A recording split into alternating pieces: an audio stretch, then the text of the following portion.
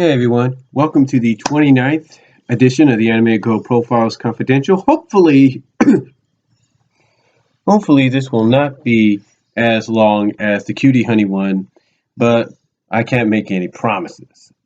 Um, anyway, as you can see, we're going to talk about Utena, the anime character Utena Tenjou. I think that's her name. Utena Tenjou, mostly known to many anime fans and manga fans for as the main protagonist of the series Revolutionary Girl Utena. Now, from what I'm looking up, the manga basically serves as a bit of a I would guess the first few the plot for the manga basically, because the manga kept going, it kept following the same premise as the anime. The manga basically goes into more detail. And what I mean by more into detail is it kind of explains why Utena is heading to this school, to this prep school, which I think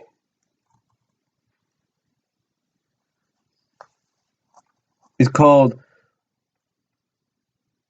Othero Academy, or as Inako Films calls it, Othero Junior High School, whatever it is.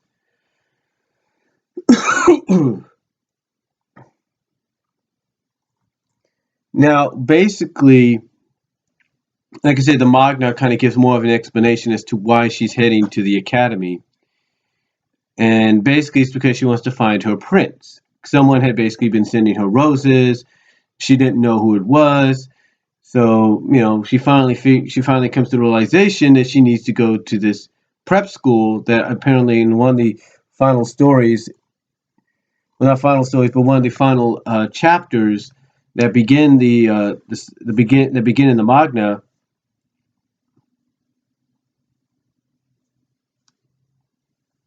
that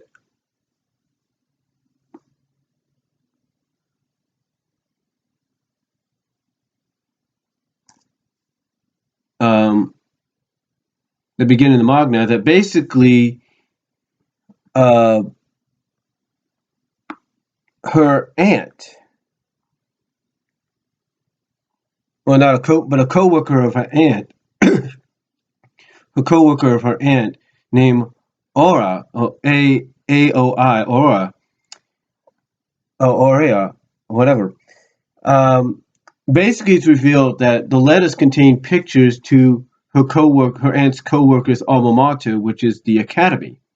So Utena decides to go, change schools to find her prince. And that's where the manga kind of, I guess, goes into more detail. Now, the anime is separated because there was an anime series that ran from 1990, that was released in 1999, and in 1997. It ran from April 2nd, 1997 to Christmas Eve, 1997, and it is separated into 4 different sagas. You got the Student Council Saga, which is the first 13 episodes. Then you got the Black Rose Saga, which is episodes 14 to 24. Then you got the Akeo Othero Saga, which is episodes 25 to 33. Then you got the Apocalypse Saga, which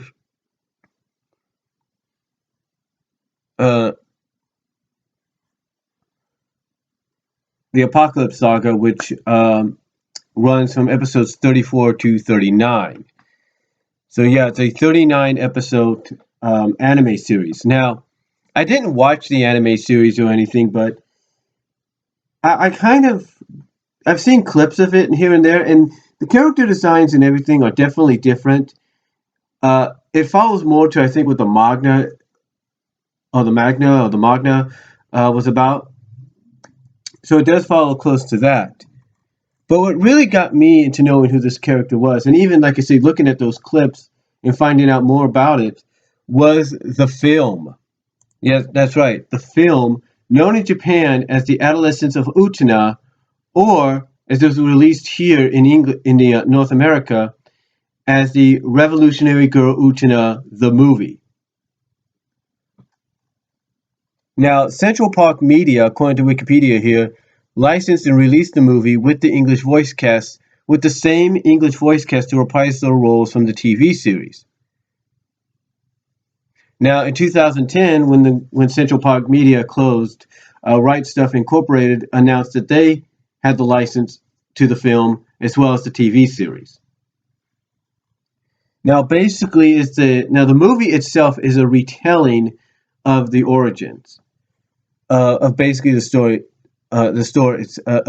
itself. It's basically a retelling of the origins within the span of 85 minutes, 85 to 90 minutes. And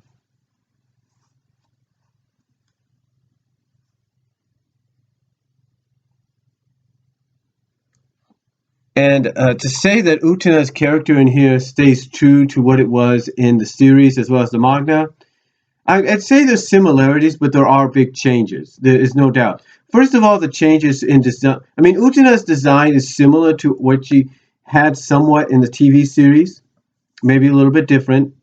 But Anthony's design is completely different. She's a little bit more attractive. And let's just say this is almost on the verge of a PG-13, if not R-rated anime. Now, I'm not talking R-rated as in gore and all that. I'm talking R-rated as in sexualization and a little bit more darker and violent than the anime series is. But it's also but Utena's character here, is a very unique character. Has a unique, like I said, the movie focuses on her origin. It's like a retelling of her origin at the academy and how she and Anthony came to be. Because the manga is a little bit more sexualized with the relationship between Anthony and Utena. And it isn't it's kind of referenced and hinted at during the anime series, from what I understand, and more so, I think, brought to light at the end of the anime series. And it's throughout the movie that they build upon that. They basically compress Utena and Anthony's relationship within the span of 85 to 90 minutes in the film. But here's what's different about Utena's character.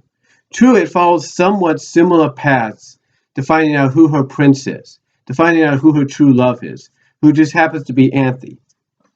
Okay, so it finds out who that is. It does all this, but it goes in a direction that really kind of makes people go like, "What the fuck did I just see?" Excuse my language, God, but basically has a lot of people going like, WTF, what did I just see? Especially when it comes to Utena and some of the other characters.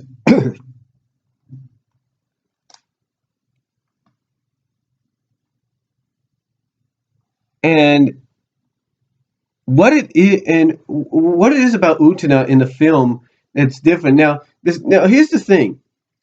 The movie does show a clip or two or reference the series somewhat. Even though it's a complete retelling of the origin, it does reference the series. It does show a clip of something from the series. But the one thing that Utena never did in the series, none of the characters ever did in the series, unless there was an episode dedicated to it. The one thing they never did, and this is, like I said, the longest, and this to a lot of fans of the Utena franchise, were really surprised about when the movie came out. That none of the characters, I don't think in the anime series or the manga series, ever turned into cars. I'm not lying. Um,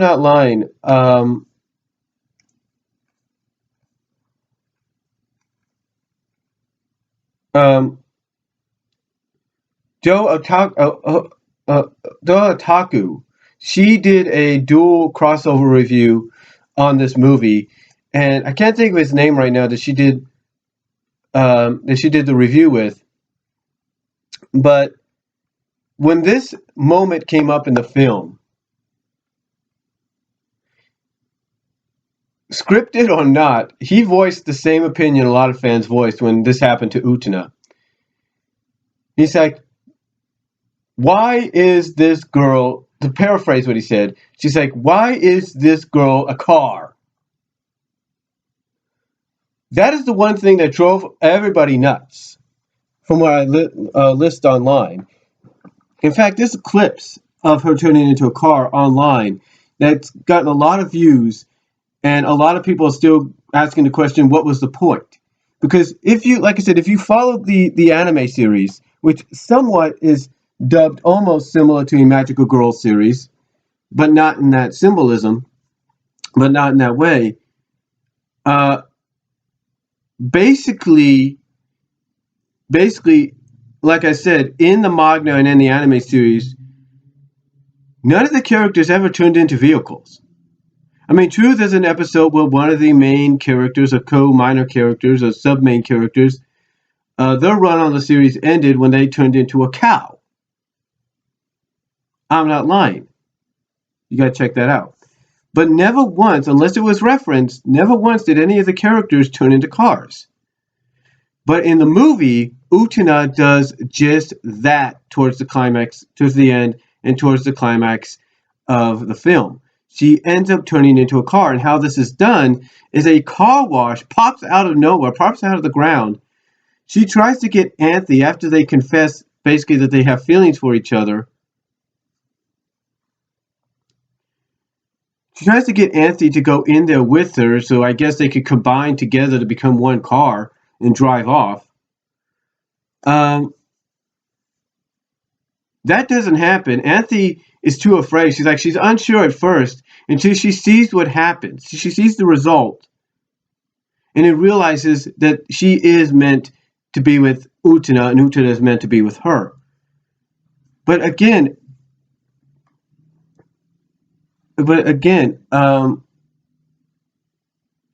Utena's character in the anime and the manga series, it kind of stays true in the film to what her intentions are, basically finding her prince and everything. But adding that element of her becoming a car at the end, which Joe Otaku says in her crossover review of it, says is symbolism, and it is. It is symbolism, because even the director in subtitled commentary says that it's kind of a symbolism, but he also wanted to reverse the roles of Sleeping Beauty. Yeah, the director of the film said, hey, I want to reverse the roles of Sleeping Beauty. So basically throughout the film, and even with the non-connecting anime series, which is referenced in here, Utena goes from being the prince that awakes Sleeping Beauty, Prince Philip, to becoming Sleeping Beauty, and Anthe goes from Sleeping Beauty to Prince Philip because she's the only means of waking Utena up with the ignition key to put into her.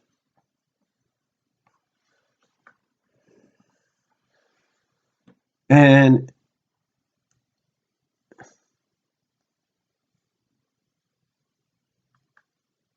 Utena's character is very complex, but you kind of understand if you watch the anime series and you watch the manga series exactly what the true intentions are. Basically, throughout both series, both incarnations, she finds out that Anthe is her prince, if you will, and that her and Anthe are meant to be, which thus turns Utena into a lesbian, if you will.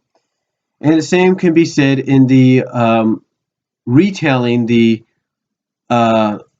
in the anime retail, in the feature-length anime retelling of the origin. The only difference, though, the way this is confirmed, is basically you get turned into a freaking vehicle that the person you're meant to be with drives and rides in until a certain limit where I guess you confess your love for each other, that person turns back to normal. And that's what happens with Utena and Anthe. I mean, basically, Utena returns to normal after Anthe, basically towards the end,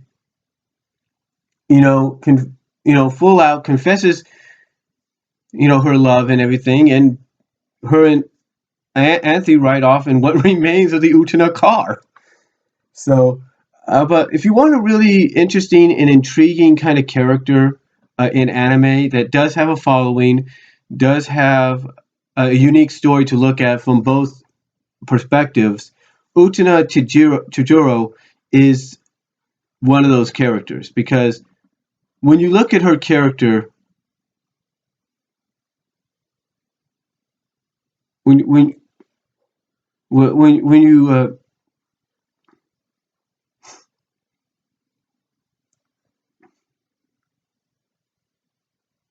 when you look at because when you look at her character, basically she I mean throughout she thinks her prince is going to be like a male character. The male character that she tries to look for as her prince, his name in according to the movie